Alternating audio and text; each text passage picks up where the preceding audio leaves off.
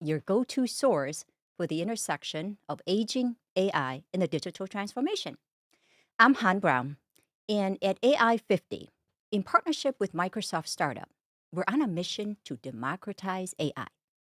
Utilizing Azure's capabilities, we focus on innovation that prioritizes safety, privacy, and affordability, developing an AI ecosystems tailored for senior care and the aging population. But our mission goes beyond technology. It's about people and creating AI solutions that are accessible, secure, and user friendly. We believe in technology that enriches lives, especially in the senior community. So each week, we bring you important conversations with experts and innovators, exploring how AI is reshaping the aging population and care. So, whether you're a professional in the senior care sector, caregiver, or just interested in the fusion of aging, health, and technology, well, this is your place for learning, sharing, and being a part of a caring revolution. So, join us on this journey as we navigate towards a better, connected, and empathetic world of senior care. So, let's get started. So, today's topic is AI empathy, and our guest is Henry Hayes. He's the CEO and co founder of Disrupt Ready, a firm at the forefront of empowering businesses with emerging technologies. Disrupt Ready has made significant strides in AI, particularly with closed source large language models, reshaping how businesses grow and adapt. So, Henry's journey also includes his remarkable experience in the pharmaceutical industry, where he led a groundbreaking sales force, deeply understanding the healthcare sector's nuances. His insights into healthcare have fueled his vision for AI's potential in this vital area. Also, Henry is nurturing future talents in AI at the Honors College at LSU, guiding students in applying AI to real world challenges, from healthcare advancements like early breast cancer detection to agriculture innovations. So join us today as we talk to Henry in a thought provoking discussion on AI's transformative role in business and beyond. So, Henry, welcome to the show.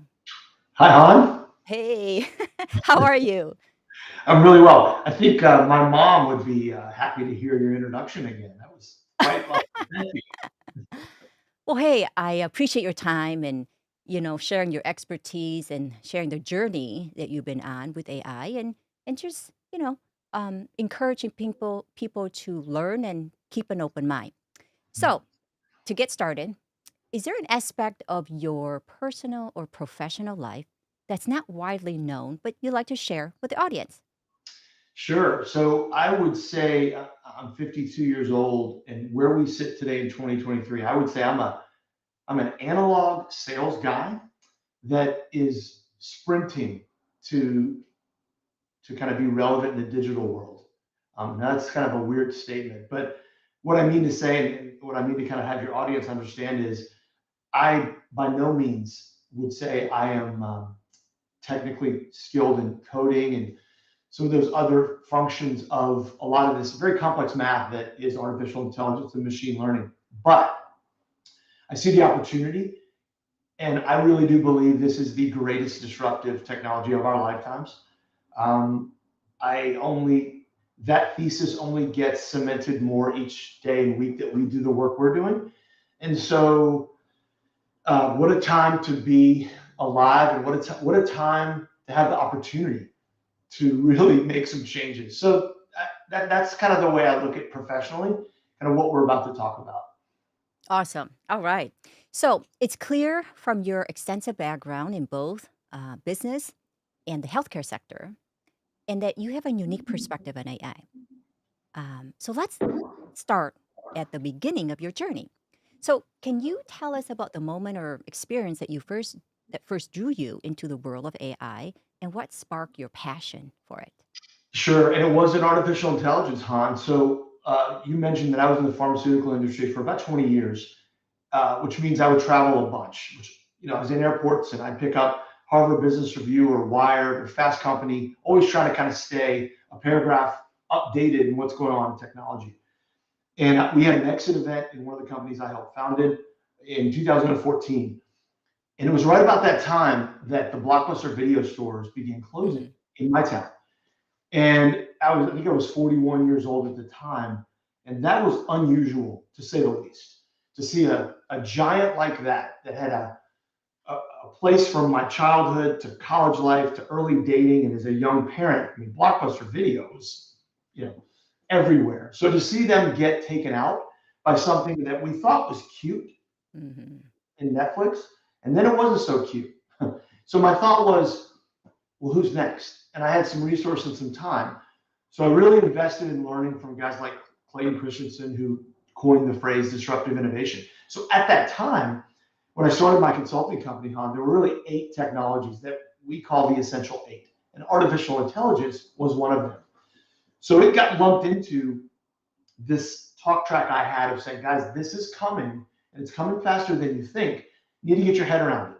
And then November of last year happened. And as you Mhm. and I well know, OpenAI launches ChatGPT 3, and we've been on a breakneck speed since then. And almost 100% of our work has gone to gap analysis, strategic advice, and then building large language models. So it started as kind of a, boy, this emerging tech's faster than you think. And now it really got skinny down to the world of AI because a year ago, um, they announced themselves and they took a lot of oxygen out of the room. Mhm. Absolutely. And then the recent uh, dev event that recently, I think it was about a week ago, boy, talk about even further transformative developments. And I think you understand its impact when I believe 1 or 2 days after their API was down for, I don't know, 4 hours or so. So that's significant, the value that it gives, but then we're also depending on it significantly, right? Oh, for sure. And you're talking about OpenAI's development day, I think, last week. Again, we simply haven't seen uh, breakthroughs and then the speed that the other breakthroughs that follow are Mhm. coming. So Mm. at Disrupt Ready, we really stress like today is the great day to get in the game, even if that's understanding what AI is at a central level and uh, you know learning how to prompt on something like ChatGPT or Claude or any of the Mhm. LLMs. Great, start because each day and week that goes by, we believe you lose a competitive advantage.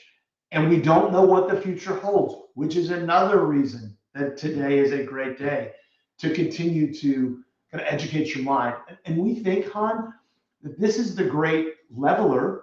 If you're the smaller fry or Yeah. the under-resourced company or you don't have the number of people that your competitors do, this is the great equalizer. Mhm. You don't have to Absolutely. actually know that to be true. But it's he or she who puts the work in to understand, okay, well, where does it fit us and how do we start that journey? So um, with the breakneck speed of the announcements, today is a great day to get in the game. It is, it is. I think we all can just hit that reset button. Doesn't matter how much we think we know up until this point, we can hit reset. The plane has been leveled. It does. And I think this too, Hung. I've done a lot of speaking to different industries and executives on this matter. And I'll say this, I think there's a subconscious pushback internally, the front of our Mhm. brains that we give ourselves when we don't understand a change. I think it's fight or flight. Mhm. So it's Han, run, and this is the inner voice. You don't understand it. You're not a tech person. You'll look foolish. And I think that's a much more powerful stimulus than we understand because what happens is you quickly come up with a way to say, wait a minute, there are privacy concerns or Yeah. there's governance issues. So I'm going to take a back seat and wait. And I think it's a safe excuse, and we go to where safety is. Mhm. You Mhm. compound that.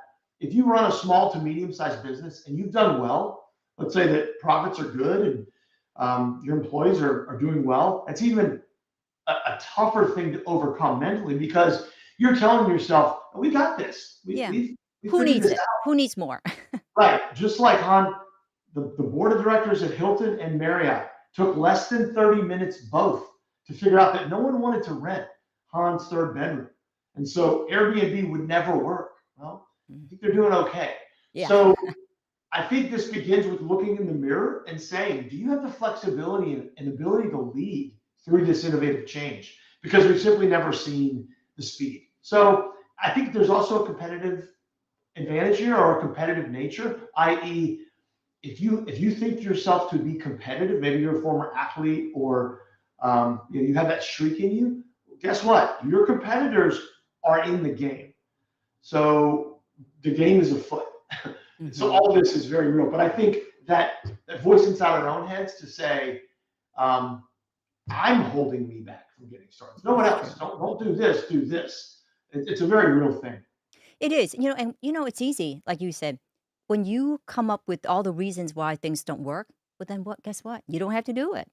That's You're right. safer that way, and you're less at risk of failing. Because here's the thing: for AI to work, my opinion, first and foremost, you need to have an open, life learning attitude. Because not likely it might work right away for you as you are, learning your prompts, learning different GPT personalization and so forth, right? There's so many. But I my mean, point is, it may not work right away.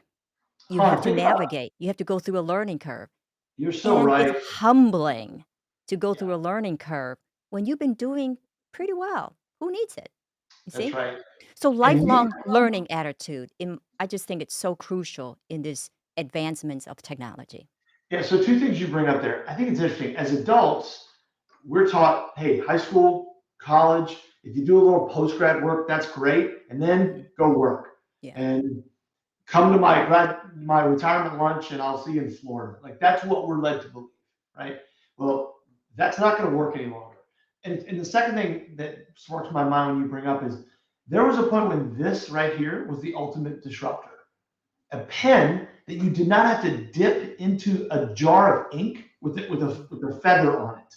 Now, obviously, that's patently absurd now, but there was a day when that task was removed. So Benjamin Franklin, as he's dipping his pen back into his ink reserve, what a disruptor, right? Whether it's the accounting world with the calculator, or think about what the computer has spawned.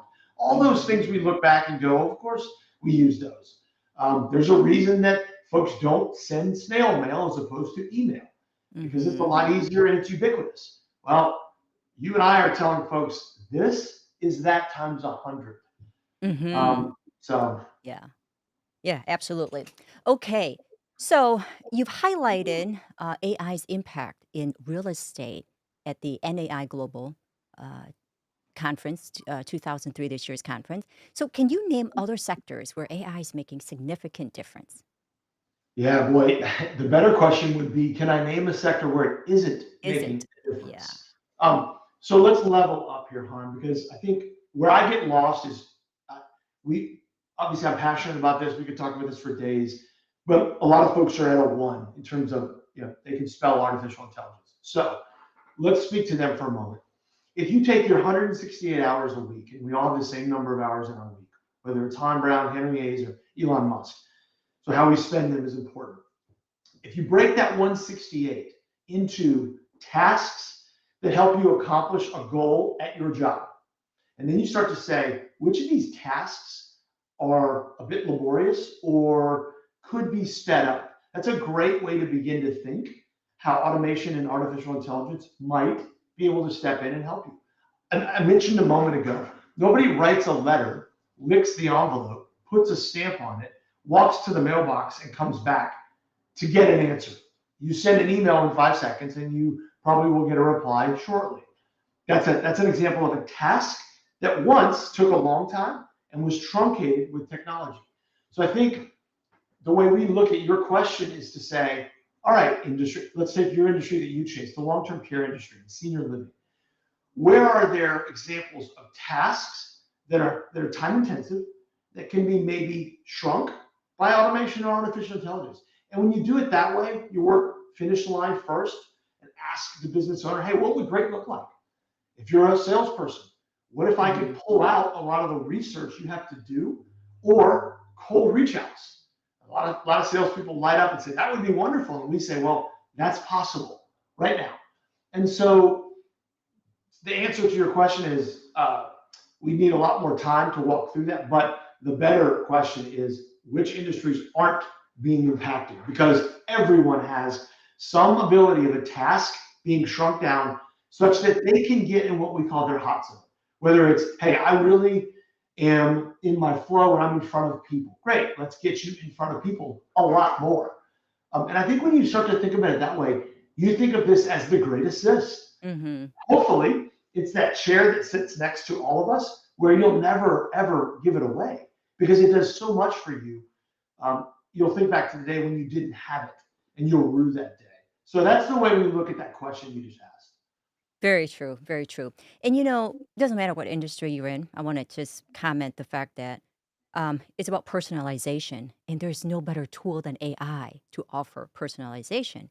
Whether, let's say, sales and marketing, right? Personalized to the individual's unique interests, likes, and needs, very readily available nowadays. And then customer service, golly, right? Every business will have a set of FAQs, for instance, so you can have your prospective clients or current clients speak to those FAQs, whether it's externally on your website or internally if they're already a customer. So those are just very few. And then, not to mention, once your time is freed up, you can get into the heart of the business, truly what you enjoy, and not the mundane administrative type of work. I mean, even for this preparation, I try to prepare, but there are certain things that I feel like likely that I will have to do for all speakers and events. Research on my guests, which I do. I research their work, um, any previous speaking events they were in. So again, I'm a believer of streamlining work processes so that I can look forward to enjoying this conversation. So, Yeah. I mean, look, if we look back to it, I love historical precedents because it helps people get their heads around it. In no world would you ever take a tractor away from a farmer, because the mule or the horse that he used to have to use was literally backbreaking work that took X number of more human beings and slowed it down. And so now John Deere has a autonomous tractor that the farmer drives from his lazy boy in his home if he chooses to. And so if you think of it that way, again, it's just relieving the things as humans that we really don't want to do. But I think this technology, Han, is so much more powerful than a tractor or a pen mhm. or a typewriter or the computer. Um, yeah, but people have to get around the corner to say, hey, this is your friend. This is not your enemy. And the Exactly. quicker you come to that realization, you will Mhm. be at the front of the line. Yeah, no, you hit it right on the dot. It's your companion. It's your co-pilot, right? It's your teammate, so to speak. It's not just a technology, in my opinion. Um, I mean, it's a little bit odd, but I feel in some ways it's becoming my digital twin. It knows my it knows my prompts. It's becoming very personalized. And that's okay.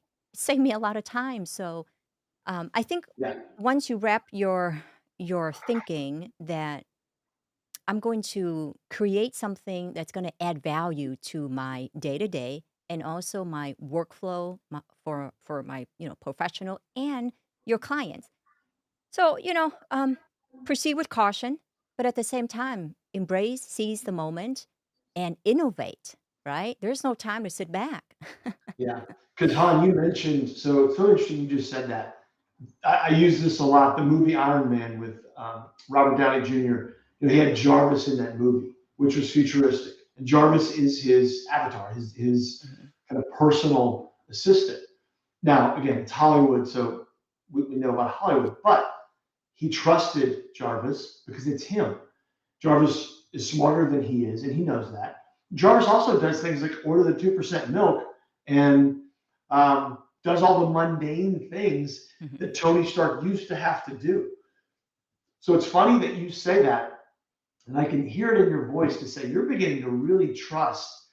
And a lot of your guests that are watching us today might say, okay, what's an example? Well, if you have Gmail and you notice when you go to write an email, that predictive text, that's the very beginnings of a relationship with Han to learn her voice, how she types, how she thinks. Mhm.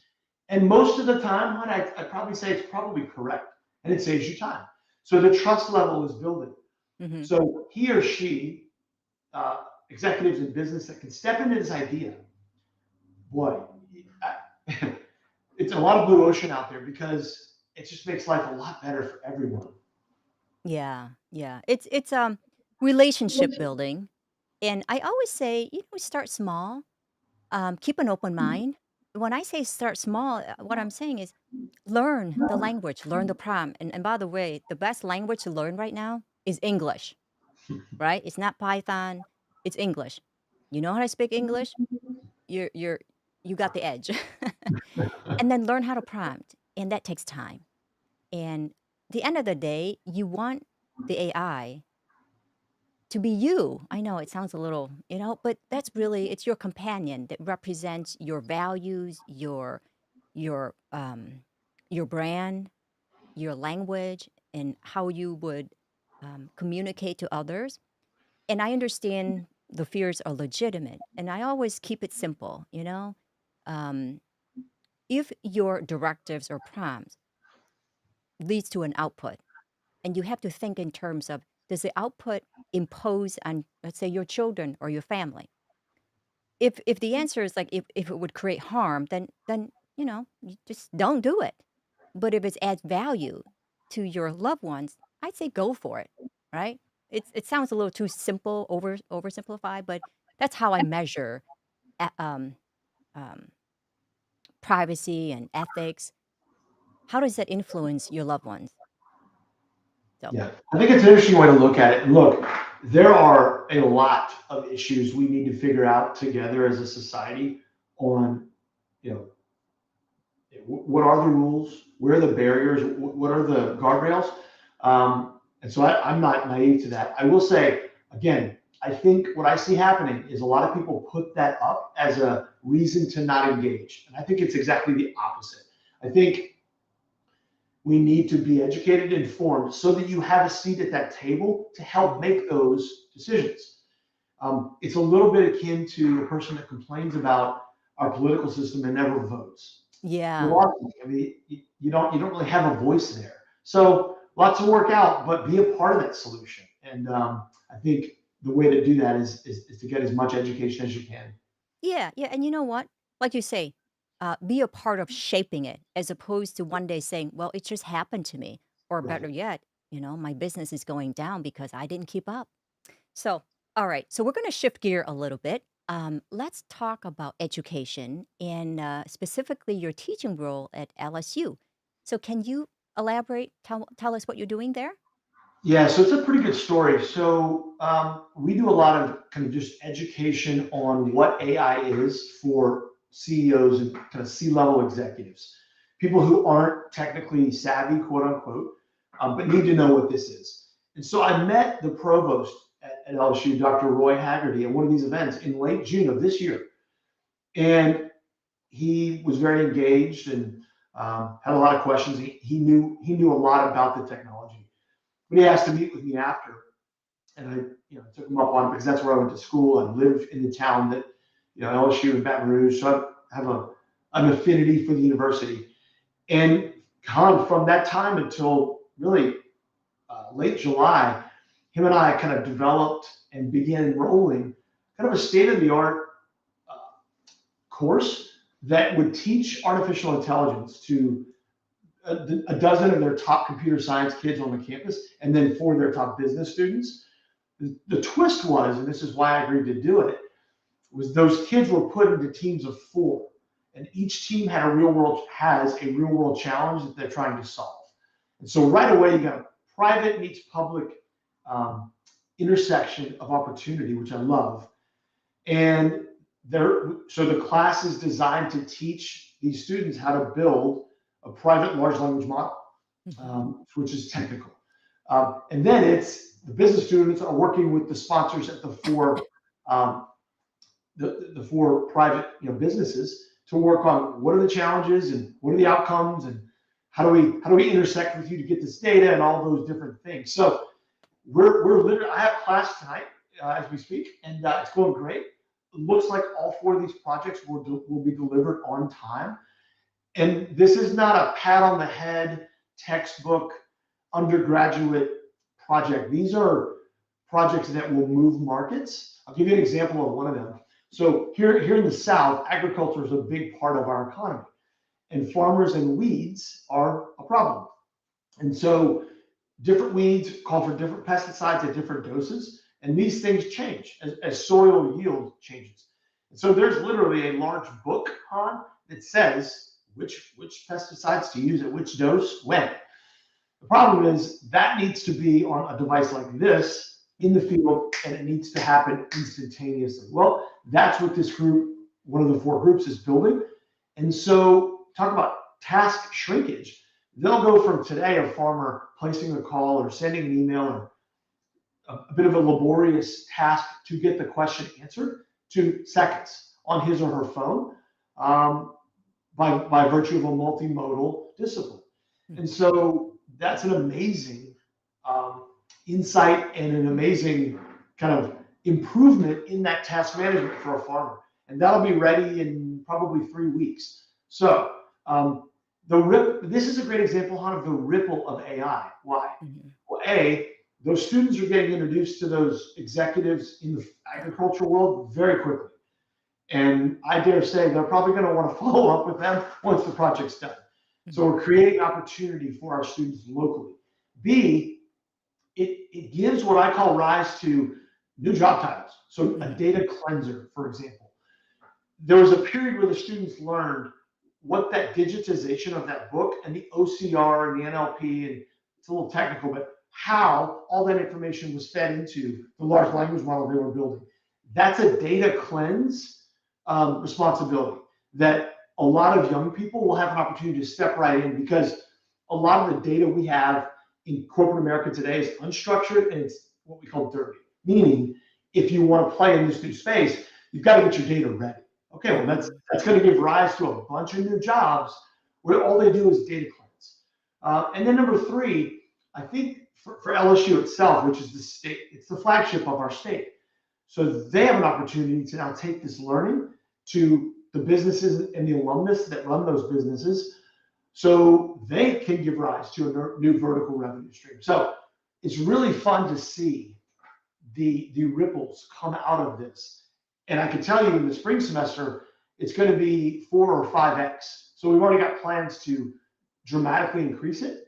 And that's going to be fun to be a part of too. Wow, it's great. It's great what you're doing, giving back to the younger generation and then building that gap to corporates, positioning them, potential job opportunities, and also like getting them on top of the latest technology. So that's awesome. So Well, now Han, what? and I'll tell you, I hate to cut you off, but listen to this. You'll love this. So last Tuesday, it was right after Dev Day, and one of the team looked a little morose. And I said, guys, what's going on? They said, a lot of the work we just did, they could probably now do. And Yeah. I said, okay, well, let's talk about that.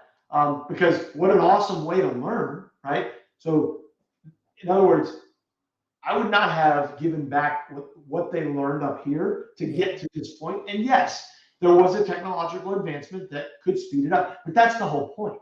They got going on this in late August. And Yeah. so they now saw, wow, okay, this stuff is moving quickly. So it was a real world example of, hey, this is the way the market's going. So choose to Hmm. be a part of it, or feel sorry for yourself. The choice is pretty clear. So I'm sorry to cut you off, but that No, no, happened that last week. Yeah. yeah, yeah, that's true. With the Dev event day, I mean, that's Mhm. you you either embrace a lot of those innovations, but I'm sure there are many that are in sorrow, right? And but regardless, I think a lot of the learnings like you described have positioned them to where they are that now it's going to be replaced by the GPT-4 Turbo, for instance. but still, there's a lot of learnings in that process. So, I guess I'm not saying it's not a complete loss. Um, and there's more to come from the people that perhaps created those plugins and those, one-off type of services. So I think regardless, there's a lot of learnings along the way. So as you communicate with the students, how do you go about advocating for a balanced approach that ensures innovation without compromising human values? That's a good question. I think, you know, young people today, I think, want opportunity, and they're different. Their generation, Harvard Business Review data says that that generation would rather have a root canal than step into a bank. A lot of people think that's funny. I'm more interested in why. What's the thinking that makes them pull that lever, right? And so I think what I try to stress to them is your youth should be a plus. Hmm. Meaning all these businesses that we work with on a day-to-day basis at Disrupt Ready that are trying to be dragged into innovating themselves, which can be difficult. Well, they're going to need some help. So they're going to look to the younger generation Hmm. to give that help. So if you're young and you're not equipped with the latest and greatest, as Desi Arnaz would say, you got some splaining to do, Lucy. Yeah. It's just, why would you give away that competitive advantage at this stage of the game? Hmm. Especially when the carousel is only getting faster. So I think the learning to them, Han, is a combination of, guys, here's the market opportunity. And then here's what you need to do to be equipped to not only step into it, but potentially help lead the way into this. Because you and I both well know, Han, none of us that are in AI can tell you what 6 months from now looks like. None of us. And anyone that says they do are making it up and shouldn't be Yeah. believed. We can take best guesses, but nobody has a full, clear roadmap of where this is going. And so that's back to our statement a minute ago. If that's the case, I want to sit at the table. I want to be able to help influence. I'm certainly watching because I want to decide my future. I don't want it decided for me. So, Hmm. Yeah, I really think the key skills to have nowadays is adaptability and lifelong learning. uh, Again, we can just hit that reset button because whatever we thought we knew in terms of technology and digital transformation, it's exponentially potential growth now. So let's do a little bit deeper dive on the ethical dilemmas.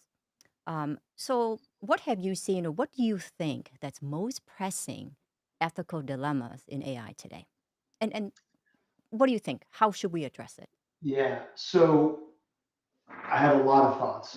One is, I think anytime you have a new technology like this, I mean, to be frank, it's an easy target for what you just said, right? Like, because I think a lot of people don't understand what this is. Now, I'm not naive, so I do know that. Um, are there bad actors who will use this technology for bad things? The answer is full yes. Eve took the first bite of the apple, and it was all downhill for mankind since then. Um, People are going to do bad things, but that's like saying, the automobile. Will someone choose to drive an automobile into a crowd? Yes, we've seen that. I think where the struggle lies is it's gotten here so quickly and it's so powerful that our brains go to default. Well, was Arnold Schwarzenegger right?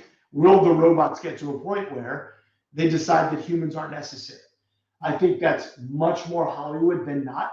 But I do think we need a place and a stage to ask that question without judgment, Hmm. without fear, and as humans saying, let's figure this out because we can really use this, we can step into this to really make this world a better place, not to sound cliche, or we can let it run by itself and we kind of know how that's going to work out. So I think it's a blend of people have to be educated to know what this is. And then I think hard questions have to be asked. I'll give you an example. This summer, there was a letter signed by tech executives that the US should slow down for 6 months. I think that's patently absurd. And I think frankly, we saw a lot of motivation on those folks who are already in the market. I think that's a I think that's largely a business advantage move. And so to think that the rest of the world, China, India, a lot of Europe, is going to slow down because the Yeah. United States is a joke. I mean, it's patently absurd. So I think that again, in my perfect world, we build places where we can have these discussions, and Yeah. I think a consensus can be drawn from all viewpoints, from the most skeptical to the most positive, everyone in between, everyone who wants to have a voice.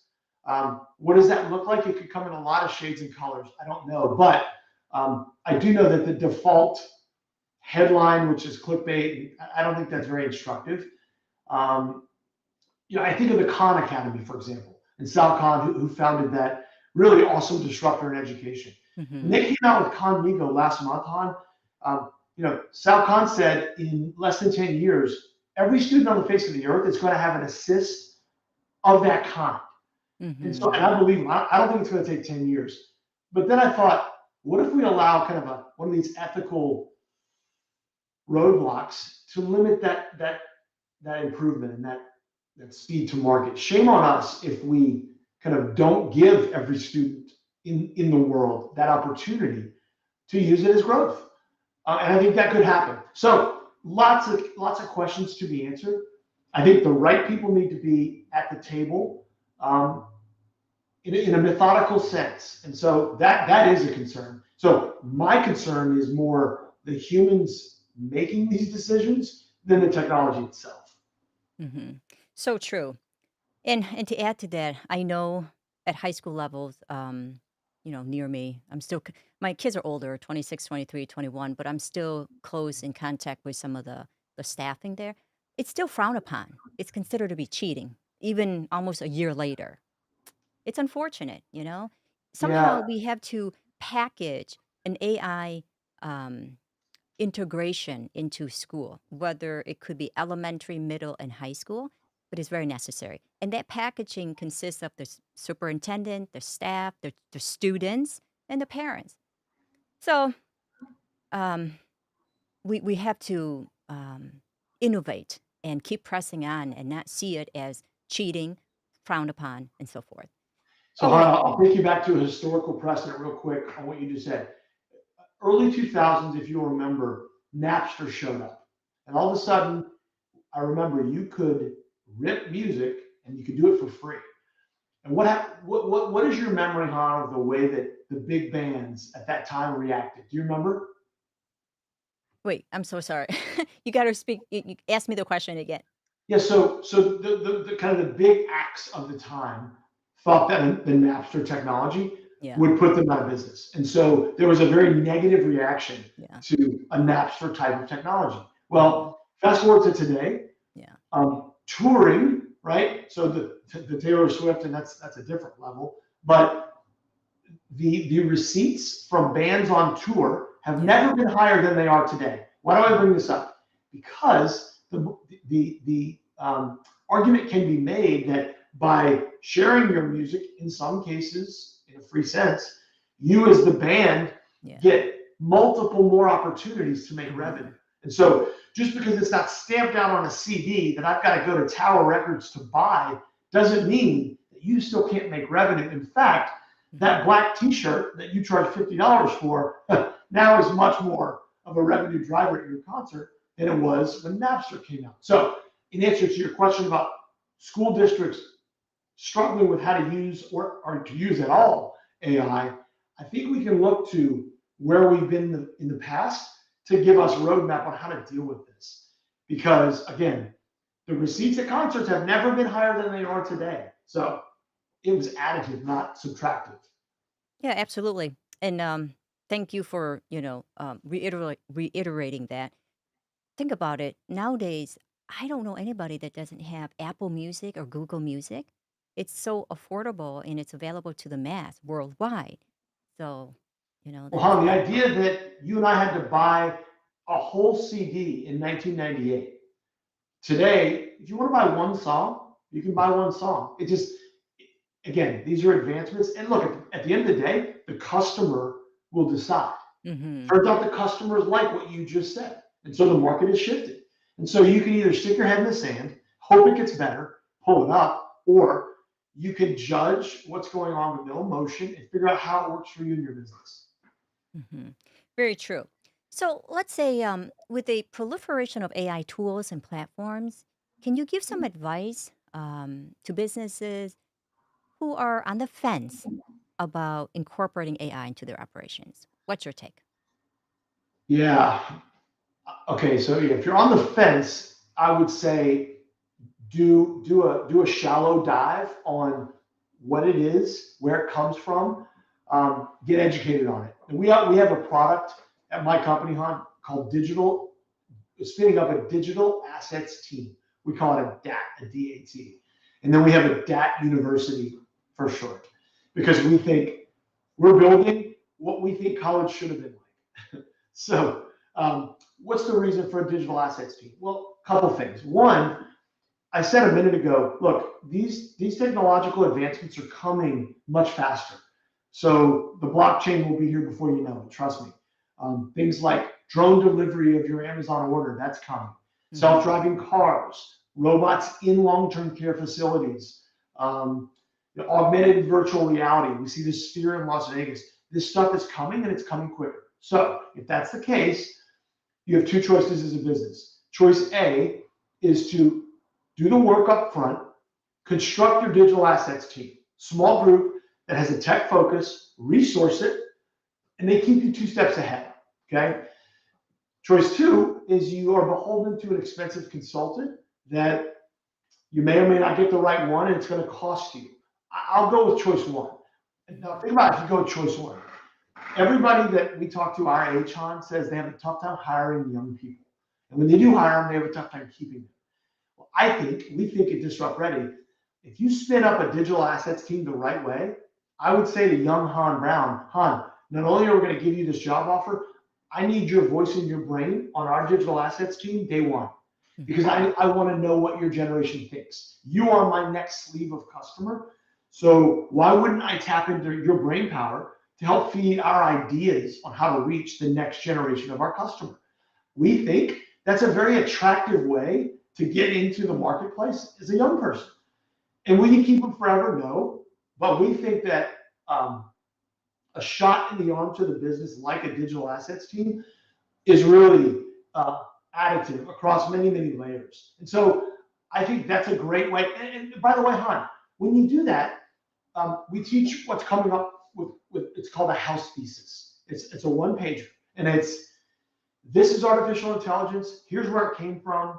Here's how it was built. Here's what it is simplistically. Here's where our industry is using it. And then here's what we're doing with it, which may include them saying, we're going to watch or we're going to wait. And that's fine. I'd rather them say that to the market than say, we don't really have it.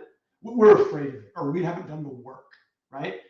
Because when a company gets in the habit of exercising that muscle, Han, when augmented reality comes, when robotics comes, when drones are here, they'll have that memory, muscle memory of, okay, we know how to adjust the new technology. We'll go get resources. We'll not be experts, but we'll know four paragraphs deep.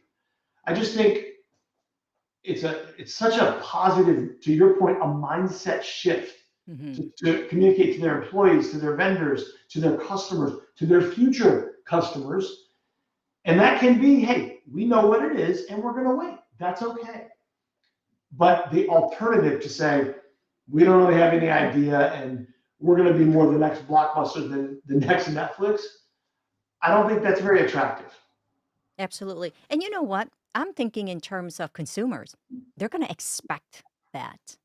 Okay. They're going to expect that readily customer service to help them answer questions, to dig in deeper, and to provide them something that is prompt. Okay. So, in other words, users come to your business, whether online, your website, social media, and so forth. They're not going to be surfing around taking too long to get their questions answered. They expect, like, I ask something, there should be, you should already have a library, large language model of your business, of your brand, of your FAQs, and everything else you want to include in there. But here's the thing, I come to your business, I ask a question, I want an answer. I'm not going to be surfing, 10 different pages, read a whole bunch of words.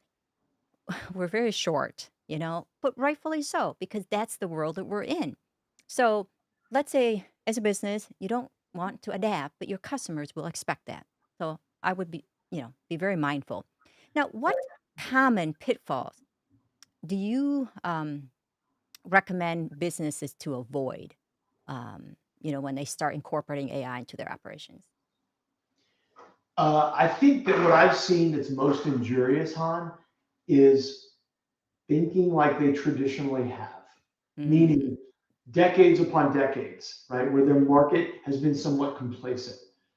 I go back to the example of the board of directors from Hilton and Marriott thinking these aren't stupid people. These are people with decades of not only experience, but well paid, successful runs in these businesses, right? The trap is what got you here is not going to keep you here. And so you take your eye off what the customer wants. Henry Ford said if he asked his customers what they wanted, they would have said faster horses. And he knew different, right? So I think the biggest pitfall is to just stay in the way that you've been thinking traditionally about your business because we're moving too quickly to have that work. mhm. And there's too many examples, including, God, Han, with this technology, the barbarians at all of our gates, the people that are coming to disrupt our businesses, do not look like us. They don't have our experience. They purposely have not had a 20-year career in industry X. They're looking at it very, very differently. What are the customer frustrations? How can I speed it up? And maybe how can I deliver it more efficiently and cheaper? Those are things that they're taking a direct look in at to say, if I can do those three things, I've got a really good chance of having a pretty prosperous business that customers will line up for. Take a look at what Amazon has done to put things on our doorstep. No wonder the retail outlets in America are closing their doors because Amazon figured out a better way. And so I say the biggest thing is looking in the mirror and saying, what got me here is not going to keep me here. And I've got to push myself to be flexible enough to make that change. And that includes, Han, by the way, all the changes they make are not winners, and that's okay. We say at Disrupt Ready, skin your knee, put aloe and a band-aid on it and move on, do something different. But if you don't skin your knee, you're not going to have that learning. And it's not all wins, and it shouldn't be. That's not the way it works. So again, today you got to get in the game. But I think it's traditional thinking that is the most, it's the biggest pitfall. Mhm. Very true. That goes back to adaptability and lifelong learning, right? Because we're all going to go through a learning curve. Doesn't matter where we are, what phase we are in our business and types of business and what we think we know of technology. We're all going through a learning curve. So, all right, now back about chatbots, because the role of AI in customer service, particularly in chatbots, is gaining a lot of traction. So, how do you see that evolving? And what do you think businesses should know or should be aware of? It's a great question. So first, I want to point the finger at the tech industry. We have got to do a much better job of informing the public that these ain't your grandfather's chatbots. Because I think when people think about a chatbot today, Han, it's clunky. It doesn't serve them the way they want, and it's a waste of time. And that is fair. I think the large majority today are still kind of in that camp. The chatbots that we build at Disrupt Ready are quite the opposite. They are trained on our customers' data set, meaning it's to your point a minute ago. It's question, answer quickly. No human in between. I want it and I want it Yeah. now. So if Hmm. you can deliver that and where the customer says, wow, that was much better. Let me give you an example. Can you imagine having a banking product today, Han, that did not have the ability to have mobile? Of course not, because Han's not going to leave her office, get in her car, drive to the bank, sign a check, put it in the vacuum tube. Like it just takes too much time. Those When days are you gone. know, right, when you know this is available. And so you'll never do that again. So chatbots need to be built and constructed on a private company's data set. And we've done this. And you just save your customers so much more time. But the tech folks have to do a better job of educating the public to say, give us another shot, try this, because the chatbots have so far, most of them have been pretty clunky. Now, Yeah. here's where the fun starts. Because it's a private or closed source large language model, Han, it can begin to learn the questions Han asks and be Absolutely. proactive and play Hmm. offense as opposed to defense. Right. And that's Right. when I think businesses will have a whole new way that they think about servicing their customer because the data will rule the day. The data will tell us, and so if the company's flexible enough to think about this differently, you could talk about things like customer churn and potential new customers in a totally different light. By virtue of the data stream, a chatbot is going to be able to create. And so things like even like mobile, we're pushing the bounds of what mobile is going to look like shortly. There's been no big disruptive add to these things in 15 years. And so all this is changing. I think in terms of chatbots, well, my personal take is first of all, I don't like the word bot because it has a negative connotation to it. I use it in terms of a concierge because that's what it is. It's a concierge. It helps answer questions, guide you along the journey to see if it's a fit of what you're looking for to the business online. Okay. So that's kind of the front end. But then the back end for your current customers or your employees, there's a plethora of things that you can help boost efficiency for whether it's training, um, FAQs, or insurance, something that's pretty standard all the time, and you don't want to have a dedicated person to answer those questions.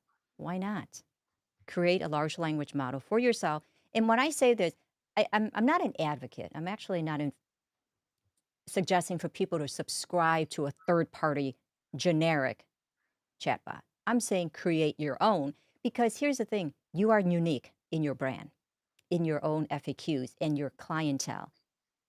So don't subscribe to a generic one, okay? Create your own, customize it.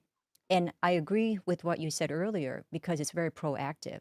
The user can ask one question, but you can also train your assistant to suggest what the potential next 3, 4, 5 questions that it might ask, right? Mhm. So now you're opening up, wow, a list of questions that perhaps the user didn't think of, but later it's like, wow, you're really educating me. You're proactive. You're enhancing my knowledge about your business. I think the key is you want your prospect to be empowered, and you were key to their empowerment. Because if not, they'll go elsewhere to get their questions answered.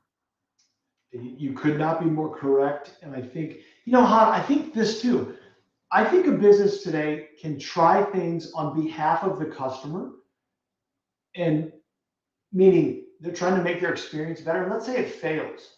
If I'm a consumer of that business and they tell me, hey, look, this is what we're trying to make this better for you. Here's where it didn't work out. I would tip my hat to them and say, at least you tried, and I'll stick with you. As opposed to, you know, there's so many examples of we know that the way that they're doing business today just it frustrates us, and so we will leave. And so I think you can actually play offense with your customer even when you fail, as long as you communicate that in the right way, saying we're trying to bend over backwards on your behalf.